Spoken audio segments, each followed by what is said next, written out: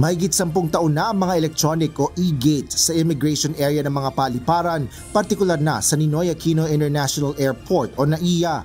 Bunsod nito, sinabi ni Transportation Secretary Vince Dizon na marami sa mga e-gate ang madalas masira.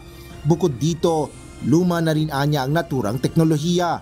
Bagaman matagal nang nakaplano ang pagpapalit ng e-gates, hindi pa rin ito na isasagawa hanggang sa ngayon. Napapansin nyo, kailangan pa ng boarding pass para magamit mo. Kailangan na talagang palitan. And ang commitment ni Secretary Remulla at ni Commissioner Joel, talagang kailangan this year, hopefully by Christmas, kasi alam naman Christmas rush tayo, no? Yung susunod nating talagang napakabigat na panahon sa pagbabiyahe, Pasko. Sana by then, na-replace na natin itong mga e-gates natin. Katuwang ang Bureau of Immigration at ang NAIA Infra Corporation, prioridad ang Department of Transportation na mapalitan ng mga e-gates sa NAIA.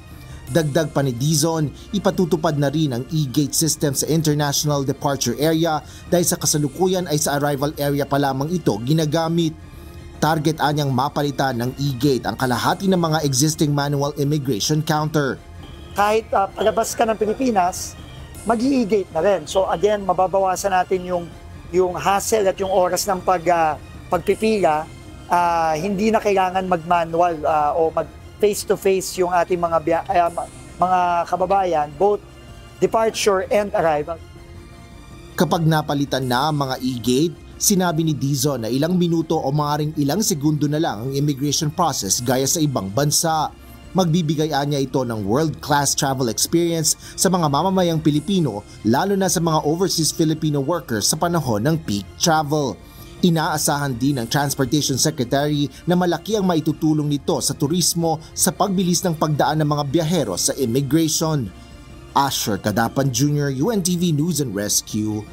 Diyos ang aming sandigan, serbisyo publiko ang aming pinahalagahan.